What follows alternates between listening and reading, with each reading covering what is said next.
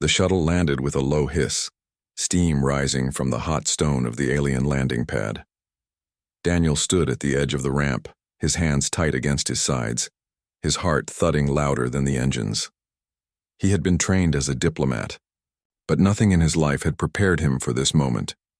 He was about to walk into the royal hall of Queen Seralith, ruler of Xivoria, a world that had once sworn never to allow humans to set foot on its soil. Daniel knew the history. For decades, Xivoria and Earth had traded accusations, mistrust, and small border conflicts. Peace had been fragile enough that a single insult could break it forever. Daniel had been chosen not for his skill with weapons, but for his calm manner, his patience, and his strange ability to speak the alien language with near-perfect tone. Still, he could not shake the feeling that he was walking into the den of a predator. The guards waited at the bottom of the ramp. They were tall, their armor black and silver, their eyes glowing faintly with inner fire. Daniel forced himself to walk down, his boots clicking on the stone. The guards did not greet him. They simply turned and led him forward through high corridors lined with banners. The banners showed scenes of Xivorian victories, warriors standing over defeated foes, ships burning in space, alien generals lifting swords in triumph. Every banner reminded Daniel that he was walking among people who had once sworn that humans were weak, unworthy, barely worth existing. At last the doors opened into the great hall. Daniel stopped without meaning to. The chamber was massive, its ceiling lost in shadows, lit only by pillars of blue light rising from the floor. The floor itself was polished obsidian, so smooth that it reflected the nobles who lined the edges of the room. Each noble wore a cloak of rank, red, gold, or deep violet, embroidered with silver runes. Their faces were sharp, eyes piercing, and their expressions were carved with contempt as soon as they saw him. And there she was, Queen Seralith. She sat upon a throne carved from living crystal, her posture straight, her eyes watching him with a mixture of curiosity and command. She was tall, her skin pale like moonlight, her hair falling like black silk over her shoulders. A crown of silver and sapphire rested upon her head, and when she raised one hand slightly, the entire room fell silent. Daniel walked forward, each step echoing. He kept his eyes steady, refusing to show fear even though his throat felt dry. He had been told to bow, but he remembered his training. Bowing too low might be seen as weakness, bowing too little as arrogance. He inclined his head just enough to show respect without surrender. "Human," Seralith said, her voice clear and cold, yet not cruel. "You stand in my hall, though your people once promised me never to return. Why have you come?" Daniel took a slow breath. He had prepared his speech for weeks, but now, facing her and the sea of hostile eyes, he spoke not from his notes, but from his heart. "I come because peace is worth more than pride," Daniel said. "Our worlds have bled enough. You call us weak. Perhaps we are weaker than you in strength of arm, but weakness does not mean worthlessness. We seek friendship, not conquest." A ripple of disdain swept through the nobles. One tall lord stepped forward, his cloak heavy with golden embroidery. His voice cut through the silence like a blade. "Friendship?" the noble spat. "You dare speak of friendship when your kind crawled into space on machines you barely understood? When your fleets crumbled at the first sight of war? You are insects, and yet you walk in our sacred hall as if you belong." Daniel turned to him, meeting his eyes. His hands trembled slightly, but he did not let the noble see. "If we are insects, then remember, sometimes it is the smallest creatures that endure storms the longest," Daniel said quietly. A murmur rose. Some laughed bitterly, others hissed. The noble's face twisted in anger. He pointed at Daniel. "See how they mock us, weak tongues and arrogant hearts. He should not even stand here, my queen. Remove him before his stench poisons the air." Daniel braced himself for guards to seize him. He had expected insults, humiliation. He had prepared to endure it. What he had not expected was what happened next. Queen Seralith rose slowly from her throne. The hall stilled. Every noble's eyes turned to her, waiting for the cold verdict, the dismissal, perhaps even the execution order. She stepped down from the throne, each movement deliberate, her long gown whispering across the stone. She stopped only a few feet from Daniel, her eyes never leaving his. Daniel felt the weight of her gaze. He thought she would strike him with words sharper than blades. Instead, her lips curved, not into a smile but into something unreadable. "I have heard enough," she said. The hall was silent, and then, in a voice that carried like thunder through the crystal chamber, she said the words that shattered the air, words that would be whispered across the galaxy for years to come. "I wish you were my husband, human." For a heartbeat, silence, then chaos. Nobles gasped, shouted, cursed. Cloaks rustled as they stepped back in shock. The golden-cloaked lord nearly stumbled, his mouth open in disbelief. The air itself seemed to shake with outrage. Daniel stood frozen. His mind reeled. Had he misheard? Was this some kind of trap? His face flushed with heat. He opened his mouth, but no sound came out. The queen's eyes never wavered. She stood as calm as a mountain, letting the storm crash around her. The nobles cried out in fury. "This is treason! She disgraces the throne. Humans are filth. How can she speak such madness?" The guards shifted uneasily, unsure whether to seize Daniel or protect him. Daniel's heart pounded. He could barely breathe. Why had she said that? Was it some cruel jest, a weapon meant to humiliate him? Or was it something else, something far more dangerous? Sarilith raised her hand, and the noise fell silent at once. Her voice was like steel, wrapped in silk. "You call him weak. You call him insect. Yet in a single breath he has shown more courage than many of you who hide behind titles and bloodlines. Do not speak to me of disgrace. I will speak as I choose." Daniel felt every eye on him. His life had changed in a single sentence, though he did not yet know whether it was for salvation or doom. The queen turned back to her throne, leaving him standing in the center of a storm he could not escape. And so the first day of peace talks ended not with treaties but with a confession that shook a world. The night after the queen's shocking words felt like a storm pressed against the palace walls. Daniel could hardly sleep in the chamber they had given him. The bed was soft, the walls smooth crystal, but the silence outside was heavy with danger. He knew every noble in that hall now saw him as a threat. He sat by the window watching the alien city spread out below.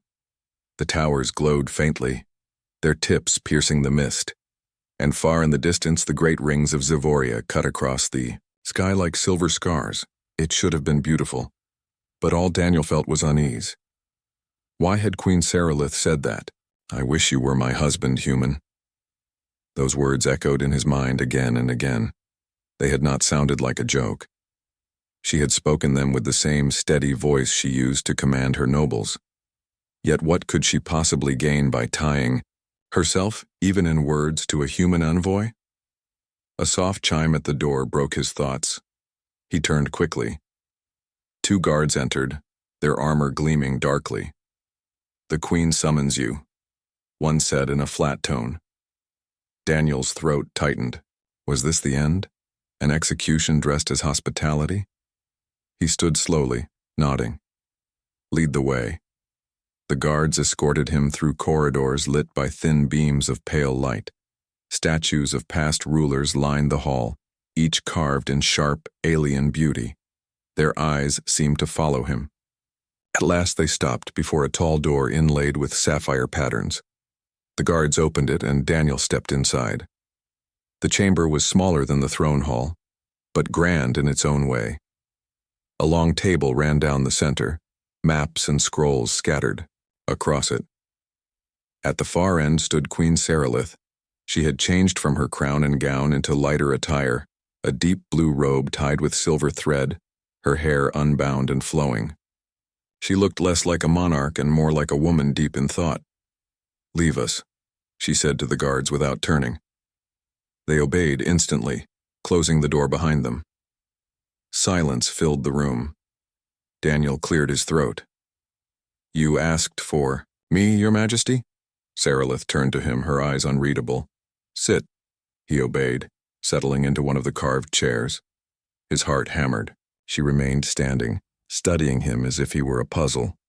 Finally, she spoke. You are wondering why I said those words. Daniel gave a small, nervous laugh. It has crossed my mind. For the first time, a hint of something softened her. Expression. Not quite humor, not quite sorrow. If I had not said them, you would already be dead. Daniel blinked. Dead? The noble who insulted you, Lord Valen, he had allies ready to strike. He wished to prove you unworthy by your blood spilled in my hall. My declaration stopped them. No one dares move against one I have claimed, even with words only. Daniel leaned back slowly. So it had been a strategy, a move to protect him, or to protect herself. You saved me, by pretending to claim me as your husband. Pretend or not, Sarilith said sharply. The words carry power. They forced silence where blades were ready. My council despises you, Daniel of Earth, but they will not openly defy me. Not yet. Daniel rubbed his hands together. Not yet doesn't sound very comforting. She tilted her head slightly. You speak with honesty, and that is rare here. Tell me, do you hate me for placing you in such a storm? Daniel hesitated. Hate? No. Confusion, yes. Fear, of course. But there was something else too. Something he couldn't explain. I don't hate you, but I don't understand you. Sarilith stepped closer, her robe whispering across the stone. Understand this, human. My throne is surrounded by wolves. They seek any weakness. When I declared those words, I gave them something they could not use against me without revealing their hunger too soon. Yet, she paused, her voice dropping. There was more than strategy. Daniel looked up, startled.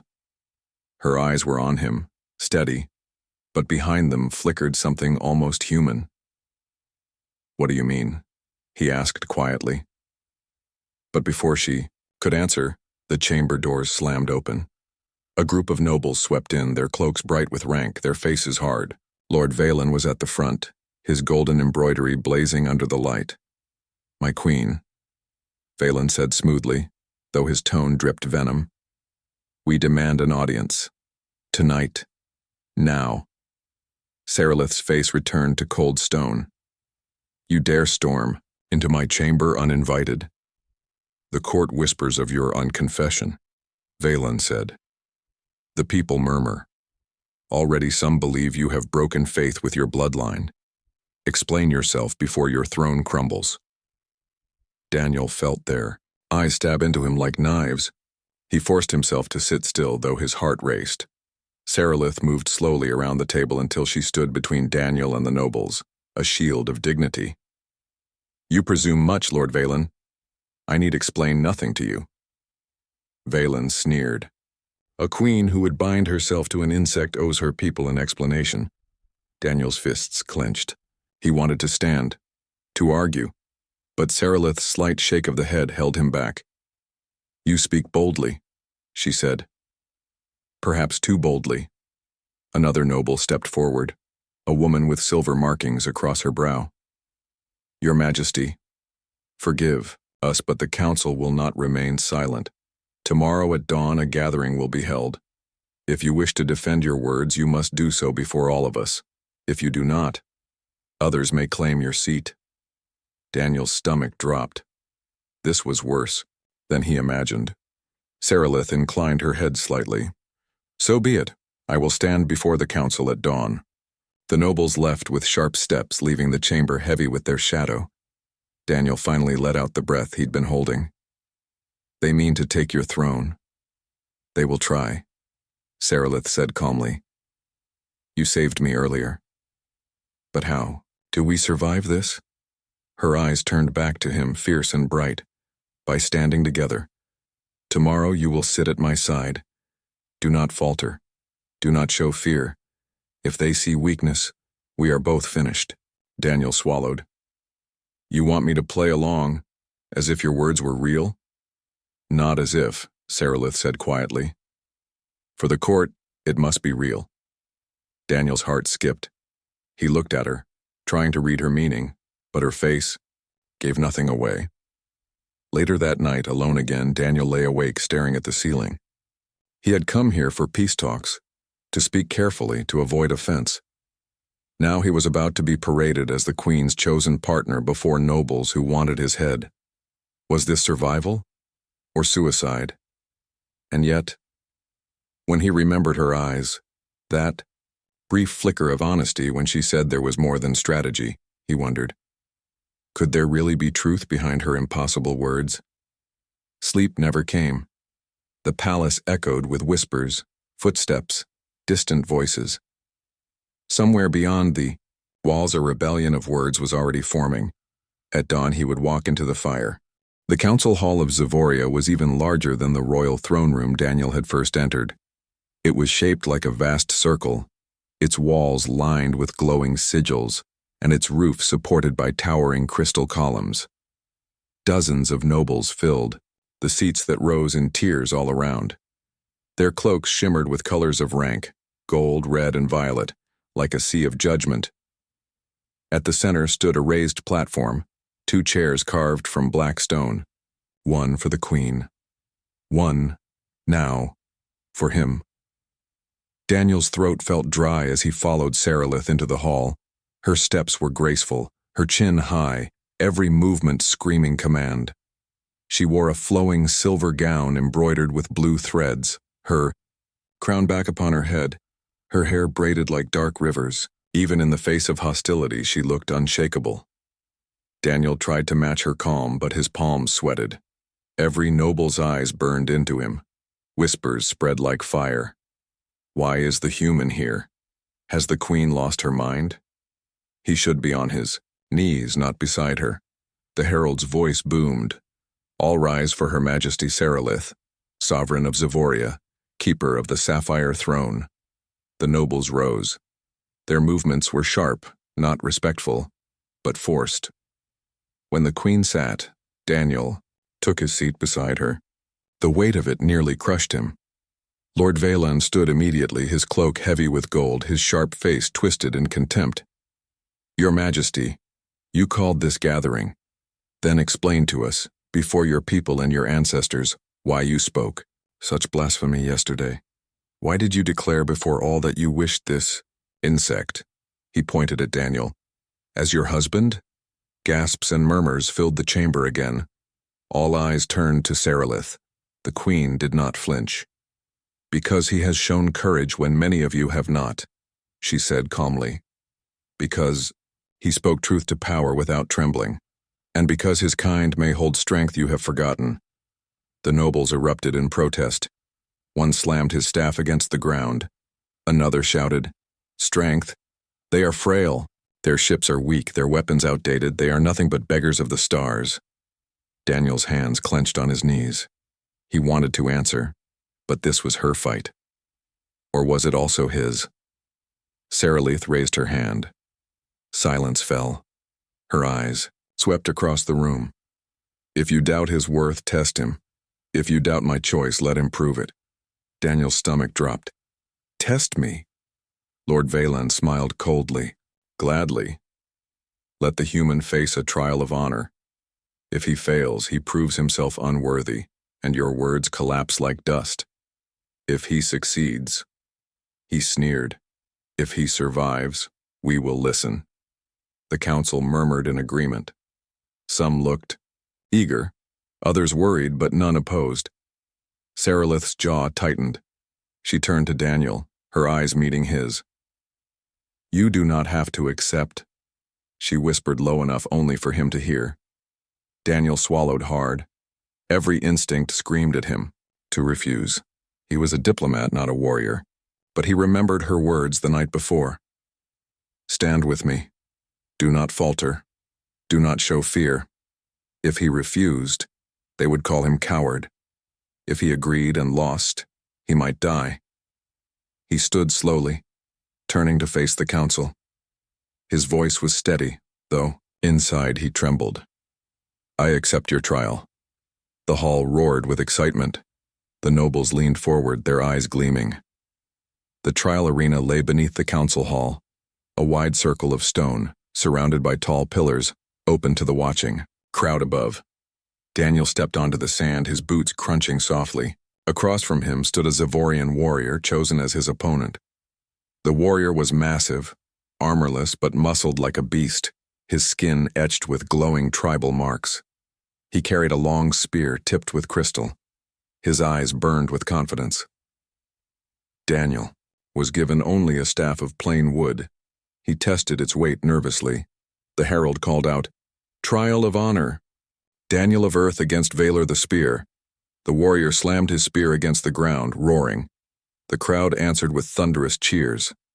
Daniel's chest tightened. He remembered his training back on Earth. Self-defense classes, hours of practice in negotiation, not combat.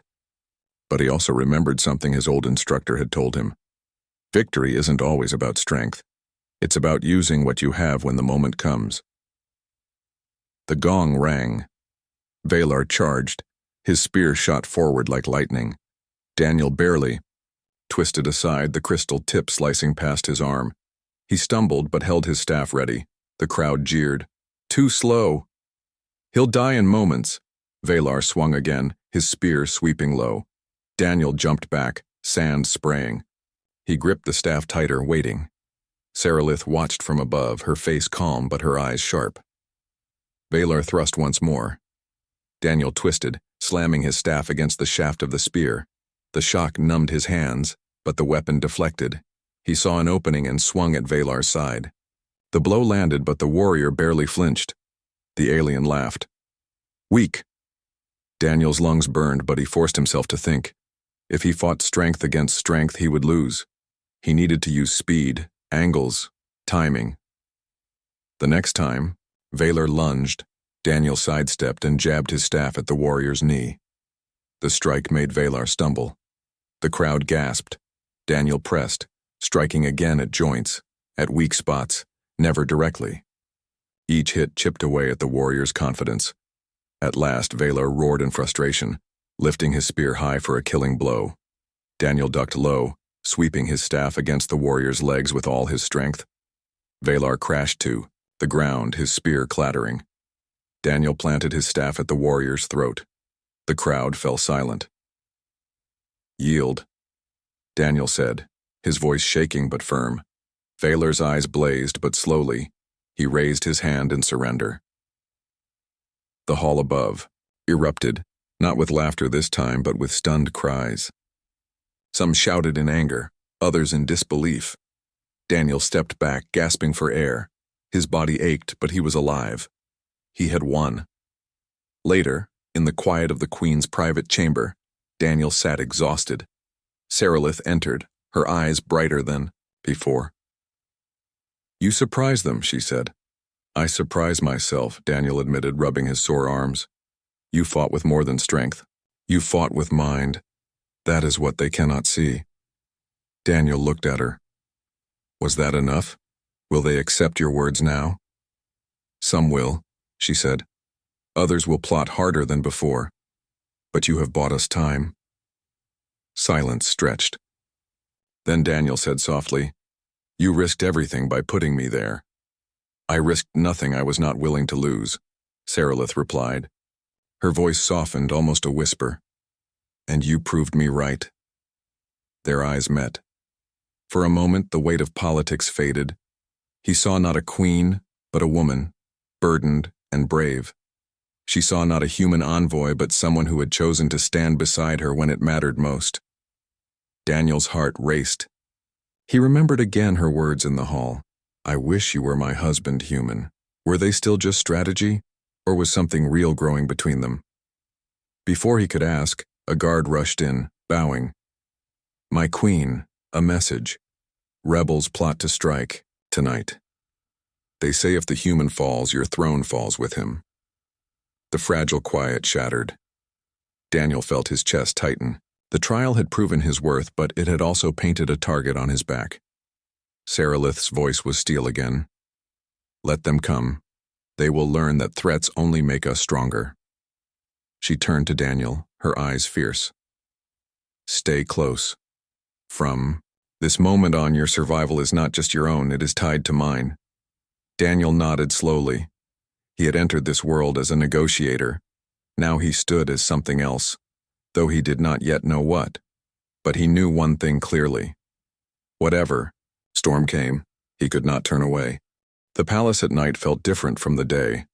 By sunlight it had seemed cold and regal, a place of sharp power. But under moonlight, the crystal towers glowed faintly, and shadows stretched long in the corridors. The silence was heavy, broken only by the occasional step of guards or the whisper of the wind through high windows. Daniel could not sleep. The warning of a planned attack echoed in his mind. Every creak of stone, every flicker of light made him tense. He sat near the door of his chamber, a wooden staff resting across his knees. He knew it was a poor weapon against skilled assassins, but he would not be caught unprepared. He thought of Earth, of his family, of the life he had left behind. He had come as a negotiator, never imagining he would be forced to fight for survival in a foreign court. And yet, despite the fear, a strange determination burned in him. He had seen the Queen's courage, her willingness to stand against her own counsel.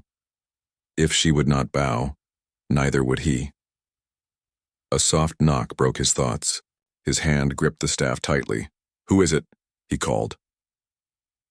The door opened and Queen Sarilith stepped inside. She wore a plain dark cloak, her crown absent, her hair unbound. Without the symbols of rule, she looked almost like another person, yet her presence still filled the room. "You should rest," she said quietly. Daniel shook his head. "Rest isn't easy when half the court wants me dead." Her lips curved slightly. Not quite a smile, more like a weary acknowledgement of truth. She moved closer, her eyes sharp. "They will try tonight. My scouts have heard whispers in the lower halls. Blades have been brought in secret. You cannot remain here." "Then where do we go?" Daniel asked. Her gaze held his. "With me." They moved through the dim corridors, guided by Sarilith herself. She carried no weapon but walked with the calm of someone who trusted her own will more than any blade. Daniel followed close, his staff gripped tight, his ears straining for the sound of pursuit. At last they entered a hidden chamber behind the throne room. The walls were carved with ancient runes glowing faintly like stars. In the center stood a long table of crystal, maps spread across it. "This was my ancestors' war chamber," Sarilith explained. "Few know it still exists. Here we can plan. Here we can wait." Daniel looked at her, his voice low. "Why risk yourself for me? You could have left me guarded in my room." Her eyes lingered on him. "Because if you fall, everything I declared falls with you." And she hesitated. "Because I do not wish to see you fall." The words struck him harder than he expected. Before he could reply, the sound of boots echoed down the hidden corridor. Sarilith's expression hardened. "They've found us." The doors burst open. Figures in dark armor swept in. Assassins sent by the rebel nobles. Their faces were hidden behind masks, their blades curved and gleaming. Daniel's heart pounded. He raised his staff, forcing himself not to tremble. Sarilith stepped forward, her cloak falling back to reveal a short sword at her side. She drew it in one fluid motion, the blade singing. The assassins advanced. The first lunged at Daniel. He barely managed to block, the clash of wood against metal jolting through his arms. He twisted and swung low, striking the attacker's leg, enough to make him stumble. Another came at him from the side, but Sarilith was faster. Her sword flashed, deflecting the strike. "Stay close to me," she ordered. They fought back to back, Daniel using his staff to block and trip, Sarilith striking with precise, lethal grace. She moved like a storm contained in human form, her blade never wasting a motion. Daniel, though clumsy compared to her, fought with desperation, every strike powered by the will to survive. The chamber rang with the clash of steel and the cries of combat. One assassin leapt from a pillar, blade aimed at Sarilith's heart. Without thinking, Daniel threw himself between them. The blade cut across his arm, pain searing, but he shoved his staff forward, knocking the assassin back. Sarilith turned sharply, her eyes wide. For a heartbeat, she looked not like a queen, but like a woman struck by fear. Then her sword cut down, the assassin in a single stroke. Blood roared in Daniel's ears, but he stood firm, ignoring the pain. "I'm fine," he gasped. "You are reckless," she snapped. Yet her voice trembled. At last the remaining assassins faltered, retreating toward the door. Sarilith stepped forward, her sword raised. "Tell your masters," she said coldly, "that every trap only sharpens our resolve." The assassins fled into the shadows. Silence returned, heavy and sharp. Daniel leaned against the table, clutching his wounded arm. Sarilith sheathed her sword and moved to his side. She tore a strip of cloth from her cloak and bound the cut with surprising gentleness. "You should not have done that," she whispered. "If I hadn't, you'd be—" Daniel began. Her eyes met his, fierce and shining. "I am queen. I must be willing to face death. You are not bound to me." Daniel swallowed. "Aren't I? You made me part of this when you said those words. You tied my fate to yours. If you fall, I fall. If you stand, I stand. Isn't that what it means?" Sarilith froze, her hand stilling on the bandage. For a moment, all the walls of royal pride seemed to lower. Her voice softened.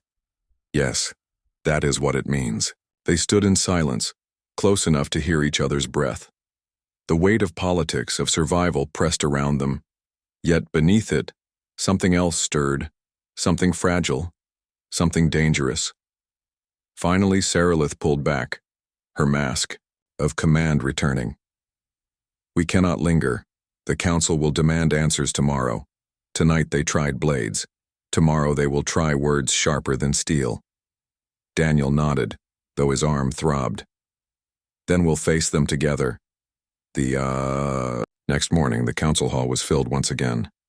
Nobles whispered furiously, their voices dripping with venom. Rumors of the failed assassination had already spread. Sarilith entered with Daniel at her side. Her gown today was black, embroidered with silver thorns. Her crown gleamed like fire. She radiated strength. Lord Valen rose immediately. His voice thundered. "You see, Council? This human is poison. His presence brings blades into our sacred halls. Last night assassins struck, and yet the Queen continues to protect him, as though his life matters more than ours." Murmurs of agreement swept the chamber. Sarilith's voice cut through them. "Those assassins came not for him but for me. They struck because I dared to speak truth. They struck because they feared change, and he, this human, stood against them. He bled for me when others would have fled." Gasps rippled through the nobles. Daniel stood tall, though his arm was bound. He met their eyes, letting them see his resolve. "I am not here to steal your throne. I am here because your queen spoke words that tied our fates. If you believe I am unworthy, then challenge me openly, not with blades in the dark." The council stirred.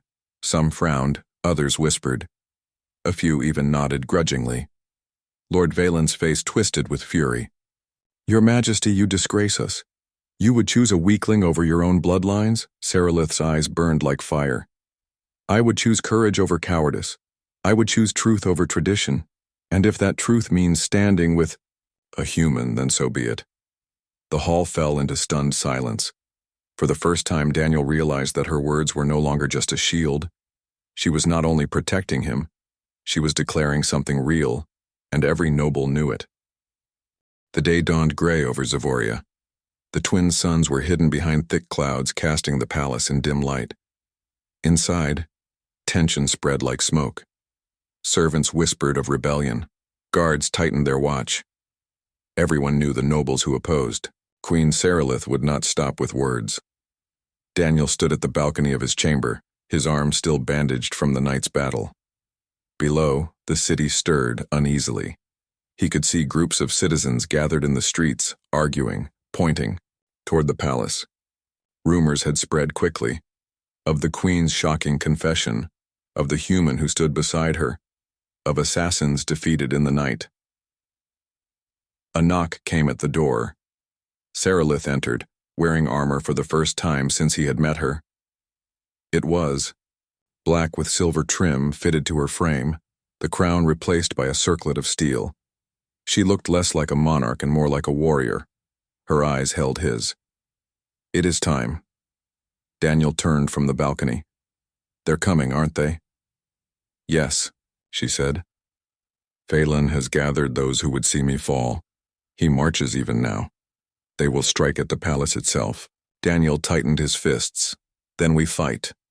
Sarilith studied him, her expression unreadable. "You are only one man, Daniel of Earth, yet already you have done more than I expected. You do not have to stand in the fire again." Daniel shook his head. "When you said those words in the hall, you tied me to this. I'm not running now. If your throne falls, then so do I. If we stand together." For a heartbeat, her eyes softened. "Together," she repeated. The rebellion came at midday. The palace walls trembled as explosions shook the gates. Rebels poured through, nobles, soldiers wearing dark banners shouting for Sarilith's fall. The air filled with the clash of steel and the cries of war. In the great hall, Sarilith stood at the front with her loyal guard. Daniel stood beside her, staff in hand, his heart hammering, but his stance firm. The doors burst open. Lord Phelan strode in, clad in golden armor, his spear gleaming with crystal fire. Behind him marched lines of soldiers. His voice thundered, "Sarilith, you shame the throne. Today we cleanse our world of weakness. Today you fall, and your human pet with you." Sarilith's sword flashed as she raised it. "Today you will learn that courage cannot be silenced." The battle exploded, the hall filled with chaos. Guards clashed with rebels, steel against steel, shield against spear. Cries echoed against the crystal walls. Daniel fought with all his strength, his staff striking hard and fast, tripping foes, deflecting blades. He was not the strongest, but he was quick, and desperation gave him power. Phelan cut through soldiers like a storm, his spear blazing. At last he faced Sarilith in the center of the hall. Their weapons clashed with a sound like thunder, sword against spear, queen against traitor. Sparks lit the air as they battled fiercely, their movements sharp and deadly. Daniel tried to reach her side, but enemies blocked his path. He swung his staff, striking one across the face, kicking another back. Pain shot through his arm, but he pressed on. He had to reach her. Phelan laughed coldly as he forced Sarilith back. "You are weak. You let a human stand beside you. You disgrace the blood of your ancestors." Sarilith's eyes burned. "And yet it is that human who shows more honor than you." She struck hard, but Phelan's spear deflected and slashed across her shoulder. She stumbled, blood staining her armor. Daniel's heart clenched. Without thinking, he rushed forward. An enemy lunged at him, but he shoved his staff through the soldier's chest plate, knocking him flat. He pushed through the chaos until he stood between Sarilith and Phelan. "Out of my way, insect," Phelan roared. Daniel planted his staff firmly. His voice shook but carried across the hall. "If you want her, you'll have to go through me." The nobles watching gasped. Some shouted for his death. Others fell silent, stunned at his courage. Phelan sneered. "Then die." He thrust his spear. Daniel twisted, barely avoiding the killing. "Strike," his staff slamming against the shaft. The impact numbed his arms. Phelan attacked again, faster, stronger. Daniel staggered back, blocking desperately. "Daniel!" Sarilith cried, trying to rise, but her wound slowed her. The crowd roared as the human faced the noble champion. Daniel's breath came ragged, his arms burned, but he refused to yield.